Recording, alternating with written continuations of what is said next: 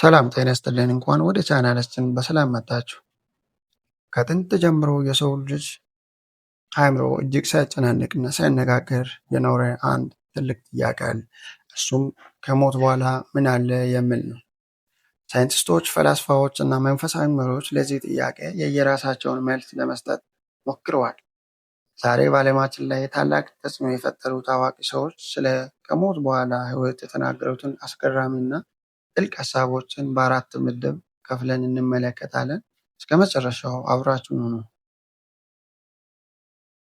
በመጀመሪያ ታዋቂውና አነጋጋሪው የህንድ መንፈሳዊ መሪ ኦሾን እንመልከት። ኦሾ ስለ ሞት ሲናገር አስፈሪ ነገር አድርጎ አይደለም። እንዲህ ይላል፣ ሞት የህይወት ማብቂያ ሳይሆን የህይወት ማጠቃለያ ውበት ነው። በትክክል የኖረ ሰው ሞትን እንደ ትልቅ እረፍትና ክብረ በዓል ነው የሚቀበለው። ከሞት በኋላ ስላለ ህይወት አትጨነቅ። አሁን ባለው ቅጽበት ፕሬዘንት ሙመንት ውስጥ በጥልቀት ከኖራችሁ የማይሞተው ዘላለማዊ ማንነታችሁ አሁኑኑ ትደርሱበታላችሁ። ሌላው ታላቅ የህንድ ፈላስፋ ጂዱ ክሪሽና ሙርቲ ደግሞ የሰው ልጅ ፍርሃት ፍንትው አድርጎ ያሳያል። እሱ ስለ ሞትና ከሞት በኋላ ስላለ ሁኔታ እንዲህ ይላል፣ ሰዎች ከሞት በኋላ ስላለ ህይወት የሚጨነቁት የአሁኑን ህይወት በአግባቡ መኖር ስላልቻሉ ነው። ሞትን የምንፈራው እኔነታችንን፣ ንብረታችንን እና ትውስታችንን እንዳናጣ ስለምንሰጋ ነው። ትውስታንና ራስ ወዳድነትን በየቀኑ መግደል ከቻልን ሞትና ህይወት አንድ መሆናቸውን እንረዳለን። ያኔ ከሞት በኋላ ስላለው ነገር መጨነቅ ይቆማል። ታዋቂው የፋርሳዊው የመንፈሳዊ ፍቅር ገጣሚ ሩሚ ደግሞ ሞትን ወደ ላቀ ብርሃን መሸጋገሪያ በር አድርጎታል። ሩሚ እንዲህ ይላል ስለ ሞት፣ በሞትኩ ጊዜ ወደ መቃብር ልታወርዱኝ ስትሉ አይዞ ተለየህን እያላችሁ አታልቅሱ። መቃብር እኮ የመጋረጃው መከፈት እንጂ የነፍስ መጥፊያ አይደለም። መሬት ውስጥ የተዘራ ዘር ሳይበቅል የቀረበት ጊዜ አለ እንደ ብለው ይጠይቃል። ከክርስቶስ ልደት በፊት የነበረው ታላቁ ፈላስፋ ሶቅራጥስ ሊረሸን ጥቂት ሰዓታት ሲቀሩት ስለ ሞት የተናገረው ነገር ዛሬም ድረስ ይደነቃል።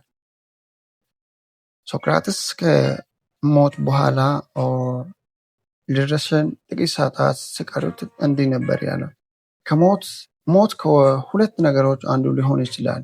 ወይ ምንም ወደማያውቁበት ጥልቅ እና ፍጹም እንቅልፍ መሄድ፣ ወይም ደግሞ ነፍስ ከዚህ ዓለም ተለይታ ወደ ሌላ የተሻለ ስፍራ የምታደርገው የነፃነት ጉዞ ነው። ስለዚህ ጻድቅ ሰውን ሞት ሊጎዳው አይችልም ይላል። ሌላኛው የራሻ ደራሲ ቶልስቶይ እንደዚህ ይላል ከሞት በኋላ ስላለ ህይወት፣ ይህንን ህይወት የምንረዳው እንደ መሻገሪያ ድልድይ አድርገን ስናስበው ብቻ ነው። ከሞት በኋላ ስላለው ህይወት መጨነቅ የለብንም፣ ምክንያቱም በዚህ ምድር ላይ በፍቅር የኖረ ሰው ዘላለምነትን ከወዲሁ ቀምሶታል ይላል። ታዲያ ሳይንሱስ ምን ይላል? አልበርት አይንስታይን የሰው ልጅ ነፍስ ለብቻው ስለምትቀጥልበት ህይወት ጥርጣሬ ቢኖረውም ስለ አጽናፈ ዓለም ጉልበት ግን እንዲህ ብለዋል፣ እኔ በግሌ ከሞት በኋላ ላለው የግል ህይወት ንቃተ ህሊና እምነት የለኝም። ነገር ግን በአጽናፈ ዓለም ውስጥ ባለው ዘላለማዊ መዋቅርና ጉልበት ኢነርጂ አምናለሁ። ጉልበት አይጠፋም፣ መልክ ይለውጣል እንጂ ኢነርጂ ኔዘር ክሬትድ ኖር ዲስትሮይድ ብሎ ያምናል። ለመሆኑ የእናንተ አስተያየት ምንድን ነው? ከነዚህ ጥቅሶች ውስጥ የእናንተን ልብ የነካው የትኛው ነው? ከታች ባለው ኮሜንት መስጫው ላይ ያካፍሉን። ቪዲዮን ከወደዳችሁት ላይክ ማድረግ እና ለወዳጆ ሼር ማድረግ እንዳይረሱ። በቀጣይ ቪዲዮ እስከምንገናኝ ቻናላችንን ሰብስክራይብ አድርገው ይጠብቁን። ቻው።